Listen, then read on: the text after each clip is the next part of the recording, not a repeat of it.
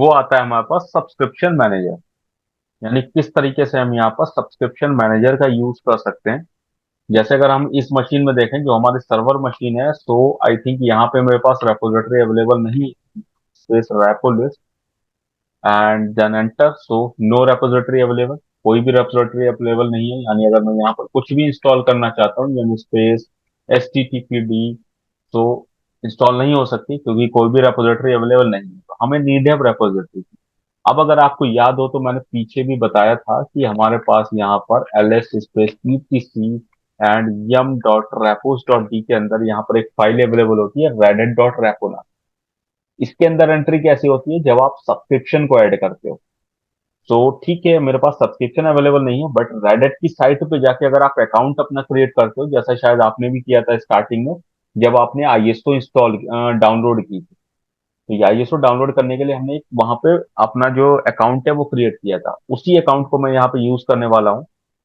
तो हम किस तरीके से अपना सब्सक्रिप्शन ऐड कर सकते हैं, सेम केस अगर कभी आप सब्सक्रिप्शन पेड भी करोगे तो पेड के केस में भी इसी तरीके से ऐड होगा क्योंकि अकाउंट वही रहता है। बस आप वहां पर चार्ज पे कर देते हो, हमें यहाँ पे सर्विसेज कम दिखेंगी, बट रियल केस में आपको सर्विसेज वहां पे अगर आपने पेड किया होगा तो ज्यादा दिखेंगी। कैसे ऐड कर सकते हैं उसे, तो वो यहाँ पर देखते हैं। सो इसके लिए हम यहाँ पर सबसे पहले कमांड चलाएंगे subscription manager and then register and then enter. तो ये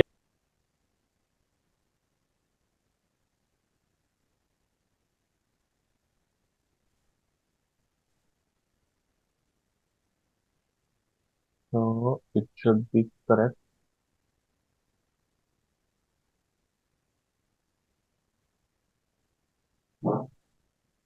हम्म, ठीक है। अगर आप यहाँ पे क्या करोगे, आप ये कमांड चलाओगे subscription manager register and then आपको यूजर नेम देना पड़ेगा जो आपने उस अकाउंट में क्रिएट किया था एंड देन पासवर्ड। अगर चीजें करेक्ट होती हैं तो क्या होगा, आपका जो सिस्टम है वो रजिस्टर्ड हो जाएगा आपकी इस अकाउंट के साथ में। एंड आपका जो सिस्टम नेम रजिस्टर्ड हुआ है वो क्या है, सर्वर वन नाम से। एंड यहाँ पर ठीक है, अभी थोड़ा टाइम और ले रहा है। एंड जैसे ही यहाँ पे कंप्लीट होता है, कंप्लीट होने के बाद इस तरीके से यहाँ पे ऐड हो चुका है आपका।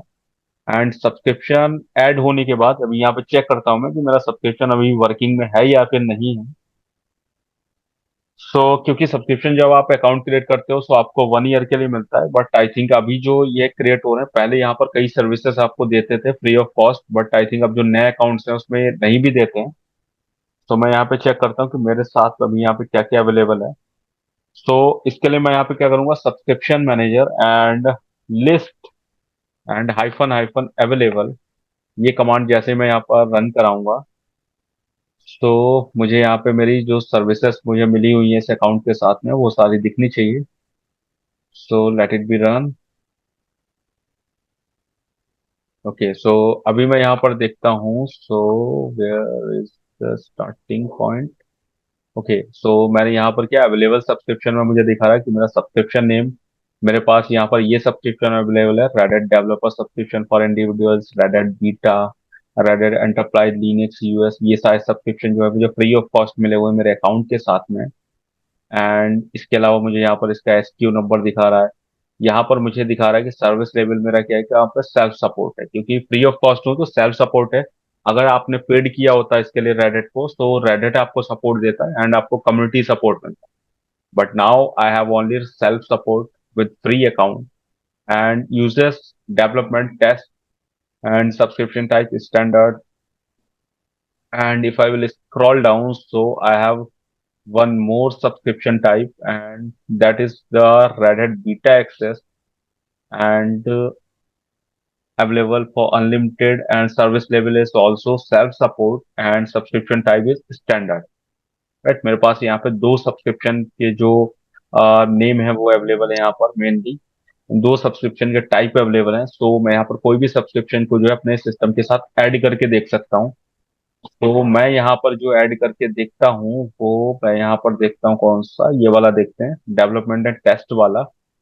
सो इसके लिए मुझे यहाँ पे क्या चाहिए होगा, मुझे ये फुल आईडी चाहिए होगी। मुझे जो फुल आईडी है अगर मुझे ऐड करना है तो मुझे इस फुल आईडी को मैं कॉपी कर लेता हूँ। तो just copy this full ID and run one more command that is subscription manager and attach, attach and hyphen hyphen pool. and pool is equal to, and then the pool ID, which I copied from upside. So then enter. So with this command, it will attach with my system, with my machine. Mhm.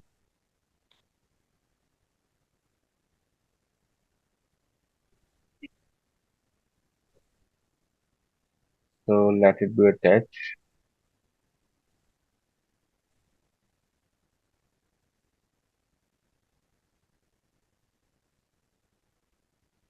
Successfully attached subscription for Red Hat developer subscription for individuals, right? And on upside, we have a notification that is registration successful. The system has been registered and software update has been enabled. अभी देखा तो यहाँ पर हमारे पास जो subscription था वो add हो चुका है एंड उसका जो पूल था वो भी अटैच हो चुका है। इसके बाद क्या है, हम चेक करते हैं कि हमने जो सब्सक्रिप्शन पूल ऐड किया है उसमें साथ में हमें कौन कौन सी रेपोजिटरी यहाँ पर मिली हुई है। सो for that I can run yum space repo list. Earlier we have not any repository available with my machine.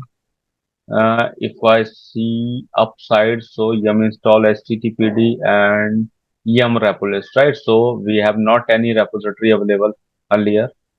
And now if I will check with this command yum repo list, so I have two repositories, RHL9 for x86, AppSteam, and BaseOS RPM. And this is provided by my subscription. अभी मेरे पास यहाँ पर दो repository available है and ये जो मुझे repository मिली है यहाँ पर वो मेरे सब्सक्रिप्शन के साथ में मिली है। And now if I will check my yum repo list all, right, because this repository is enabled repository, but I have more repositories which is disabled now. So yum repo list all, and it will show me all the repositories.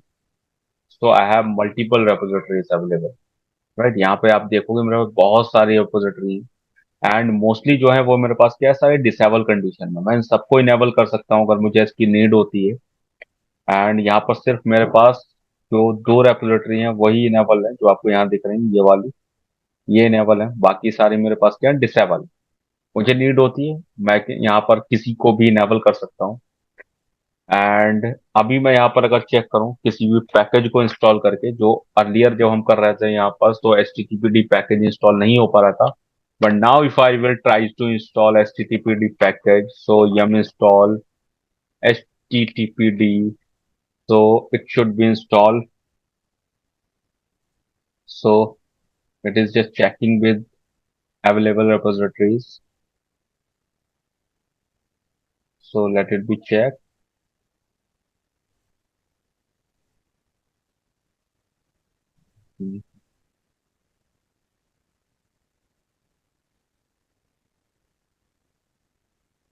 Okay, so now अभी हम यहाँ पर देखें तो मेरे पास मेरे system के अंदर कोई भी रेपोजिटरी, कोई भी पैकेज अवेलेबल नहीं है। बट उसके अलावा भी यहाँ पे मुझे क्या है कि मुझे पैकेज इंस्टॉल हो पा रहा है। वो कहाँ से हो रहा है, ओवर द इंटरनेट। जो मैंने सब्सक्रिप्शन ऐड किया है यहाँ पर, उस सब्सक्रिप्शन की वजह से मुझे यहाँ पर कुछ रेपोजिटरीज मिली हुई हैं जो कि रेडिट से, जो है रेडिट की ऑफिशियल साइट से ये आपको पैकेज इंस्टॉल करके देगा। एंड ये पैकेज टोटली जो है ओवर द इंटरनेट इंस्टॉल हो रहा है। इसमें आपके सिस्टम के लिए ऐसा कोई नीड नहीं कि आपके सिस्टम में पहले से रेपोजिटरी होना चाहिए, राइट। सो ये कहाँ से कर रहा है, आपको ओवर द इंटरनेट कर रहा है। And if I want to install this package, so I can just do yes and it will install, right? And is this okay? Because enter, and now again, is this okay? Because it will import GPG key, right? It will import GPG from the site, and then just install all the packages, and now it is completed. All the packages is installed in my system with this repository. So अभी अगर हम check करें यहाँ पर, तो subscription manager की मदद से मुझे यहाँ पर कुछ रेपोजिटरीज मिल गई जिनका यूज करके मैंने यहाँ पर अपनी जो पैकेज है उसे इंस्टॉल कर पाया हूँ।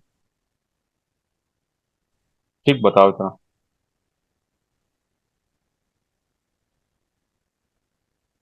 सर ये इसने इतना प्रोसेस क्यों करा?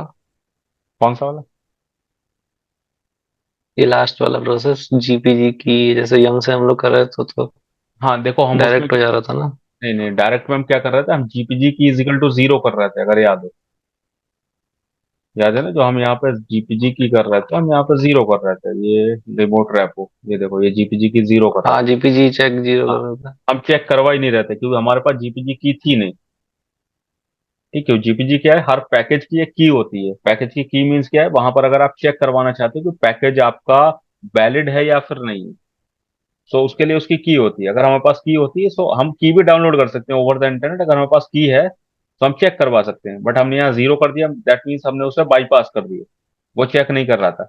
बट जब हम ओवर द इंटरनेट करा रहे हैं, तो वहां वहां पे सारी प्रोसेस फॉलो करेगा। वो ये देखेगा कि आपके पास इंटरनेट पे जीपीजी की भी अवेलेबल है, तो वो उसे चेक करवाएगा।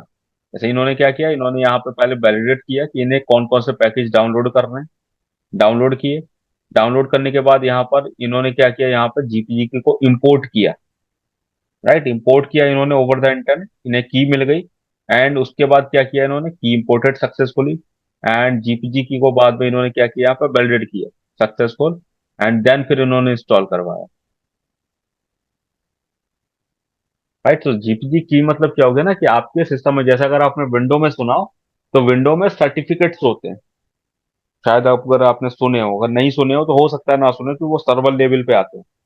सर्टिफिकेट मतलब कि आप कोई भी पैकेज को इंस्टॉल करना चाहते हो अगर सर्वर लेवल पे विंडो के अंदर, तो वहां पे आपको सर्टिफिकेट मिलते हैं। मतलब सर्टिफिकेट होते हैं विंडो लेवल पे। वो सर्टिफिकेट क्या है, ऐसे ही सेम टू सेम कह सकते हैं जीपीजी की। यहाँ पे उसी वर्ड को जीपीजी की कहते हैं, वहां पे विंडो के अंदर क्या कहते हैं, सर्टिफिकेट कहते हैं। सो आपको हर पैकेज को वैलिडेट करना पड़ता है।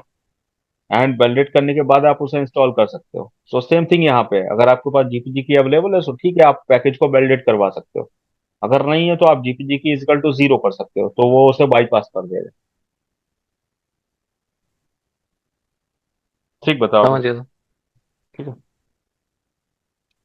एंड अभी अगर मैं यहाँ पर एक और कमांड चेक करूँ, तो I think subscription manager and list hyphen hyphen consume. So अगर मैं ये कमांड चलाता हूँ, तो it will show me the list consumed repository, and that is Red Hat Developer Subscription for Individual। ये मुझे दिखाएगा कि मेरा इस समय सब्सक्रिप्शन चल कौन सा रहा है। मैंने जब स्टार्टिंग में देखा था, तो मेरे पास अवेलेबल कौन से थे वो दिखाए थे, दो दिखाए थे मुझे, beta access and developer subscription. मैंने डेवलपर सब्सक्रिप्शन को ऐड कर लिया था, तो ये कंज्यूम्ड मुझे कौन सा दिखाएगा, अभी कौन सा मेरा वर्किंग है, ये वर्किंग है। एंड उसके लिए आपको यहाँ पर दिखा रहा है सब्सक्रिप्शन इज करंट, स्टेटस में भी चल रहा है। And start date is 11/8/2023 and end date is 11/7/2024। मेरा इस डेट तक ये वैलिड वैलिड है। नहीं, वैसे ये 1 ईयर के लिए मिलता है, बट मेरे अकाउंट के साथ में ये अभी ऐड कर दिया गया था अगेन। वैसे मेरा एक्सपायर हो चुका था, बट अगेन रेडिट की साइड से ये मुझे जो है यहाँ पर एक्सपेंड कर दिया गया था, तो इसलिए अभी ये वर्किंग है। अदरवाइज वैसे ये बीच में चलना बंद हो गया।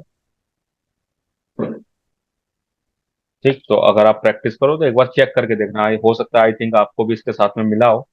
बट हाँ, ये कोई ठीक श्योर नहीं है, कि हो सकता है आपके अकाउंट के साथ नहीं मिला हो, क्योंकि मैंने लास्ट कई स्टूडेंट के साथ में चेक किया था, तो उनके अकाउंट के साथ में ये नहीं भी मिला था। तो है। ये हो सकता है आपको मिला हो, तो या हो सर सकता है नहीं भी मिला हो, तो एक बार चेक करके देखना। नहीं मिलेगा फिर? नहीं मिलेगा तो फिर ये चीज आप परफॉर्म नहीं कर पाओगे, ये चीज। फिर आप सिर्फ मतलब ये चीज बस देख के रह सकते हो, क्योंकि बस ये चीज आप एक बार ट्राई करके मुझे बताना कि हो रहा है कि नहीं हो रहा है। क्योंकि ठीक नहीं है। मिला वो देखो, फिर तो हम कुछ नहीं कर सकते, फिर वो उनका कहना है कि आप पेड करो। ये मेरा अकाउंट एक्चुअल हाँ। में शायद आई थिंक 2 और 3 ईयर पुराना है। तो उस टाइम पे ये ऑफर देते थे कि उस टाइम पे ये कुछ आपको सब्सक्रिप्शन फ्री ऑफ कॉस्ट देते थे। बट अभी जो मैं लेटेस्ट में देख रहा हूँ कई अकाउंट के साथ में, तो उन्होंने नहीं दिया था ऐसा कुछ। ये जो हमें रेपोजिटरी मिली है वो नहीं दे रहे थे। मेरे साथ में बीच में 1 साल बाद एक्सपायर हो गई थी, अभी बीच में 1 और 2 मंथ तक जो है नहीं चल रही थी। बट अगेन इन्होंने आई थिंक पता नहीं क्यों, कुछ ऑफर था या जो भी था, इन्होंने मेरी एक्सपेंड कर दिया था मुझे। ये इन्होंने इस डेट से इस डेट के लिए एक्सपेंड करवा दिया है। सो मेरा तो अभी फिलहाल चल रहा है, बट हाँ, अपने में चेक करना। अगर नहीं हो रहा है तो फिर आप ये ऐड नहीं कर पाओगे, आप सिर्फ इतना कर पाओगे, ये कमांड चला पाओगे बट ये काम नहीं करेगा, जो आप yum इंस्टॉल HTTPD वगैरह करा रहे हो वो चीज नहीं चलेगी फिर उस केस में। ठीक, तो एक बार चेक करना, मुझे बताना, फिर देखते हैं, हो ठीक सकता है है। कि आने लगा हो इस टाइम पे, आई थिंक। ठीक है। एंड इसके अलावा हम क्या कर सकते हैं, यहाँ पर जो मैंने अभी देखा था, yum repolist all, yum repolist and all. So yum repolist all में अगर मैं ऊपर जाता हूँ, तो मेरे पास एक रेपोजिटरी थी, एंसिबल ऑटोमेशन प्लेटफॉर्म RHL 9। इस वाली को यहाँ पे चेक करके देखता हूँ, क्योंकि ये वाली जो यहाँ पर रेपोजिटरी है मेरे पास, इसमें मुझे एक पैकेज मिलता है एंसिबल नाम। एंसिबल आई थिंक आपने सुना हो या नहीं सुना, तो मैं आपको बता दूं एंसिबल क्या होता है। यहाँ पर लिनक्स के अंदर ऑटोमेशन के लिए एक टूल होता है, जिसमें आप ऑटोमेशन के लिए अपनी प्ले बुक्स बना सकते हो। ये अपने आप में पूरा कोर्स है, जैसे हम अभी RHCSA कर रहे हैं, वैसे ये नेक्स्ट कोर्स होता है RHC। ठीक, तो ये पूरा का पूरा कोर्स जो है वो एंसिबल पे चलता है। तो सिर्फ उसके लिए मैं एक डेमो के लिए आपको दिखा रहा हूँ कि पैकेज बाय डिफॉल्ट क्या है, यहाँ पर आपको किसी भी ISO के अंदर नहीं मिलता, और ना ही किसी आपको ओवर द इंटरनेट साइट पे नॉर्मली मिलता है ये एंसिबल। तो वो कैसे हम यहाँ पे ऐड कर सकते हैं, जैसे अगर मैं नॉर्मली, मेरे पास दो रेपोजिटरी अवेलेबल है, इंस्टॉल करके एंड यम इंस्टॉल और साथ में एनसिबल करके देखो, तो ये मुझे यहाँ पे आई थिंक नहीं मिला होगा। एनसिबल एंड मैं एंटर करता हूँ, सो अभी देखो यहाँ पे फाइंड नहीं कर पा रहे हैं एनसिबल। इसके लिए हमें क्या चाहिए होगा, यहाँ पर रेपोजिटरी की नीड होगी। तो ये मैं इसलिए बता रहा हूँ ताकि अगर आपको कभी भी कोई भी रेपोजिटरी की नीड हो सकता है आपकी कंपनी के अकॉर्डिंग, कंपनी बोलती है कोई और आपको टूल चाहिए एंड वो वहां पर अवेलेबल है, तो आप उसे इंस्टॉल करवा सकते हैं, जैसे ओपन स्टैक वगैरह, क्या ये आपको और भी कंटेनर लेवल पे ये सारे टूल होते हैं।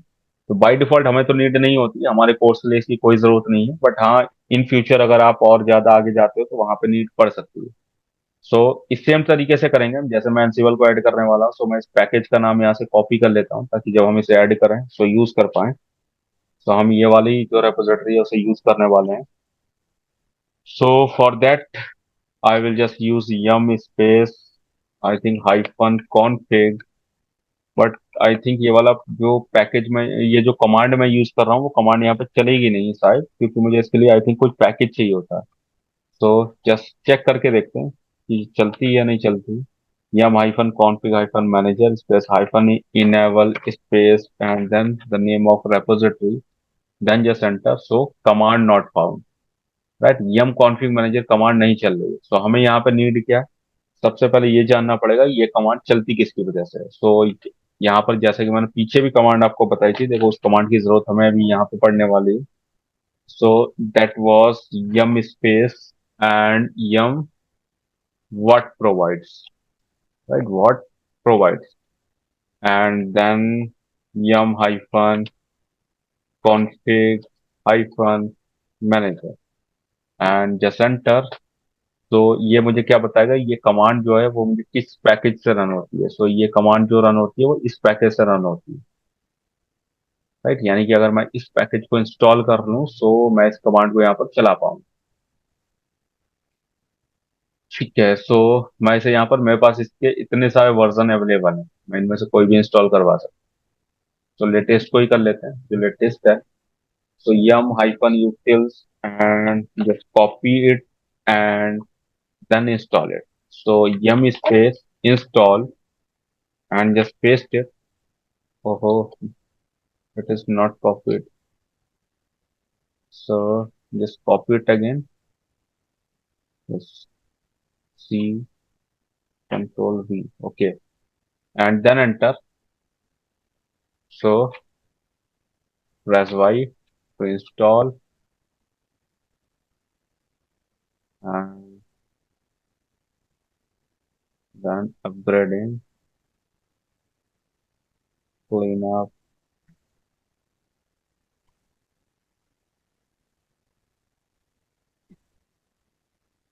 तो अभी देखो ये यहाँ पर इंस्टॉल हो गया। कभी अगर कोई कमांड नहीं चल रही तो आप उसका चेक कर सकते हो सकता है उसका पैकेज अवेलेबल ना हो। अवेलेबल नहीं था, मैंने यहाँ पे अवेलेबल करवा दी। एंड अभी अगर मैं इस कमांड को चलाता हूँ, yum config hyphen manager and hyphen hyphen enable space and The name of repository was what was Ansible automation, and .rpms, and just copy it and just paste it. So yum config manager ये मैंने यहाँ पर run कराया, updating subscription management repository, and I think it is enabled. And now if I will check yum repo list, so there is three repositories, right? मेरे पास यहाँ पर अब तीन repository दिखा रहे हैं जो मेरे पास इस समय इनेबल है, राइट? ये भी काम कर रही है। एंड जो पैकेज अभी मैं इंस्टॉल कर रहा था, यम स्पेस इंस्टॉल स्पेस एनसीवल, वो इंस्टॉल नहीं हो रहा था। बट अभी अगर चेक करें सो ये इंस्टॉल होना चाहिए। So let's see, Red Hat Ansible automation platform 2.2,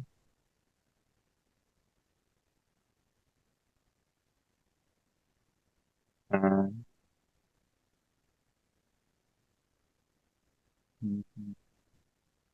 हम्म देखो यहाँ पे एनसीवल का जो पैकेज है वो मेरे पास अवेलेबल है, राइट?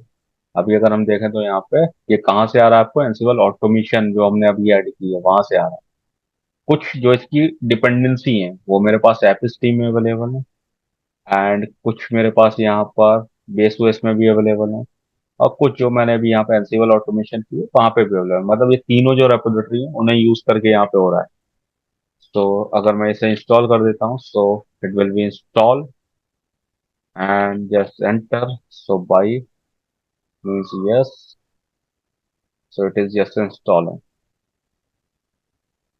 यानी इस तरीके से हमने क्या किया सर यहाँ जो पर। हमने सर हमें कैसे पता चलेगा कौन सा यूज करना है हमें? ये आपको कंपनी बताएगी ना, जैसे आपको देखो पैकेज सॉफ्टवेयर आपको विंडो में कैसे पता लगता है कि कौन सा चलाना है। विंडो में जिस चीज की जरूरत है वो हम चलाएंगे, जिसकी जरूरत नहीं है हमें कोई जरूरत नहीं। नहीं सर, अगर आप जैसे इसका भी हम्म अब एनसीवल की हमने अभी जब पैकेज की लिस्ट निकाली थी तो उसमें हम्म बहुत सारे एनसीवल थे ना, वर्जन अलग अलग। हम्म देखो तो एनसीबल हमें की जो कैसे हमने पता चलेगा लिस्ट हमने निकाली थी, कौन सा तो इंस्टॉल करें? यहाँ पे हम थे। कहाँ पे थे?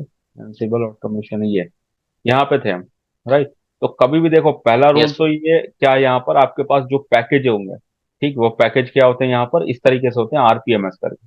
जो डीबग करके होते हैं वो ट्रबल शूटिंग वाले होते हैं, यानी कि ये पैकेज नहीं है, ट्रबल शूटिंग के पैकेज। हमें क्या चाहिए, हमें हमेशा इस तरीके से चाहिए कि आपको इस तरीके से वर्जन दिखाया और लास्ट में आरपीएमएस दिखाया। ये या तो मैं ये वाला कर सकता था एनसीबल के लिए, या तो फिर मैं ये वाला कर सकता 2.3, और या फिर मेरे पास इसका एक और भी वर्जन था ये 2.4। एनसीबल के मेरे पास ये तीन पैकेज थे जिन्हें मैं इंस्टॉल कर सकता था, 2.4, 2.3 एंड 2.2। तो ये मुझे ऐसे पता लगेगा कि मुझे इनमें हाँ तीनों में सर। से इंस्टॉल कर सकता हूँ, ये तीन वर्जन अवेलेबल है यहाँ पर। ठीक, तो वो चीज आप ऐसे निकालोगे कि हाँ ठीक है, इन तीनों में से मैं ये तीन में से कोई भी इंस्टॉल कर सकता हूँ, या फिर आप में जैसे ये कोड रेडी का दिखा रहा है यहाँ पे, तो यहाँ पे हमारे पास कौन सा कर सकते हैं हम, एक तो ये कर सकते हैं, ये कोड रेडी बिल्डर, ये आरपीएमएस, एंड एक ये वाला कर सकते हैं, एंड एक ये वाला कर, नहीं ये तो फिर डिस्कवरी में आ जाता है, इसके दो ही अवेलेबल है, इसके दो कर सकते हैं कोड रेडी, ये वाला।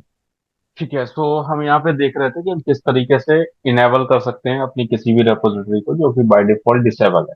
तो बताओ यहाँ तक क्लियर। हाँ सर सर, तो कोई वर्जन से कोई फर्क पड़ेगा अगर हम लोग इंस्टॉल करेंगे कोई भी वर्जन? हाँ, वर्जन से फर्क ये पड़ेगा, जैसे लेटेस्ट वर्जन में हो सकता है कई बार कि कई चीजें चेंजेस होके आई हो, कोई बग हो वो फिक्स होके आया हो। देखो यहाँ पर मेन केस आपको डिपेंड क्या करता है, आपकी ऑर्गेनाइजेशन जो भी आपको वहां पे सजेस्ट करती है कि आपको ये वाला वर्जन यूज करना है, तो दैट आप वहां पे वो चीज यूज कर सकते हो। जैसे आपकी ऑर्गेनाइजेशन ने बोला कि 2.2 वर्जन ठीक है आपको यूज करना है, ठीक है, हमारे पास अवेलेबल 2.3 बोला है, सो 2.3 हम कर सकते हैं। एंड अगर उन्होंने 2.4 बोला है सो हम 2.4 कर सकते हैं। जो वर्जन मीन्स क्या है ना, कि किसी भी चीज का जब लेटेस्ट वर्जन आता है तो वहां पे कुछ चीजें फिक्स होती हैं। कई बार कुछ बग फिक्सेस होते हैं, कई बार कुछ आपके वहां पर कोई नया फीचर आए तो वो अवेलेबल होता है। सो वर्जन से फर्क तो पड़ता है। ठीक, तो वहां पे आप ये देखोगे कि आपकी ऑर्गेनाइजेशन लेटेस्ट वर्जन कौन सा चल रहा है। एंड अगर वहां पे आपको जिसने बोला नहीं पता है उसे भी, तो आप वहां बताओ कि लेटेस्ट में 2.4 है, तो क्या मैं 2.4 कर सकता हूँ? एंड अगर वो बोलता है ठीक है, सो ठीक है, वी कैन यूज। ओके। ठीक, तो यहाँ पर इस तरीके से हम आइडेंटिफाई कर सकते हैं। एंड अभी हमने जो है यहाँ पर एक इनेबल किया है, सेम तरीके से हम यहाँ पर डिसेबल भी कर सकते हैं। जैसे मैं अगर यहाँ पे रेपो लिस्ट देखता हूँ, सो यहाँ पर 3 रेपोजिटरी हमारे पास अवेलेबल है। And if I want to disable this one, so I can disable with the command which I used earlier to enable this, and only I have to replace the enable keyword with the disable keyword. So just copy and yum hyphen config, yum hyphen config manager and hyphen hyphen disable and the name of repository, and then enter. And now if I will check, so I have only 2 repositories. Right, इस तरीके से हमने क्या किया, इसे disable कर दिया Ansible। तो हम इस तरीके से यहाँ पर डिसेबल भी कर सकते हैं अगर हमें उसकी जरूरत नहीं है तो। ठीक, इसके बाद हम अभी यहाँ पर क्या देखते हैं, हम देखते हैं कि हम किस तरीके से अपनी एक कस्टम रेपोजिटरी बना सकते हैं। कस्टम रेपोजिटरी का मतलब क्या है? अभी तक जो मैंने रेपोजिटरी यूज की थी वो कैसे की थी, जो हमें आईएसओ के अंदर बाय डिफॉल्ट मिल रही थी, एपस्ट्रीम एंड बेस ओएस। एंड हमने यहाँ पर कौन सी देखी, हम वही सेम जो हमें लोकली मिलती थी, हम उसे H T T P F T P से भी डिप्लॉय करा सकते थे। एंड सब्सक्रिप्शन मैनेजर से भी यहाँ पर मैंने रेपोजिटरी को ऐड किया। एंड सब्सक्रिप्शन मैनेजर में मेरे पास मल्टीपल रेपोजिटरीज का एक्सेस है, एंड मुझे जो भी नीड है वो मैं वहाँ पे ऐड कर सकता हूँ एंड उससे पैकेज को इंस्टॉल कर सकता हूँ। बट अगर मैं चाहता हूँ कि मुझे सब्सक्रिप्शन मैनेजर बार बार अवेलेबल नहीं होने वाला है, एंड मुझे एनसीबल जो पैकेज है वो इंस्टॉल करना है, Ansible package by default ISO में नहीं आता, तो मैं इन फ्यूचर के लिए क्या कर सकता हूँ, अपनी एक कस्टम रेपोजिटरी क्रिएट कर सकता हूँ, जो कि क्या करेगी, इन फ्यूचर में भी मैं कभी पैकेज इंस्टॉल करना चाहता हूँ एनसीबल में किसी भी सिस्टम में, तो मैं वहां पे यूज कर सकता हूँ उसे।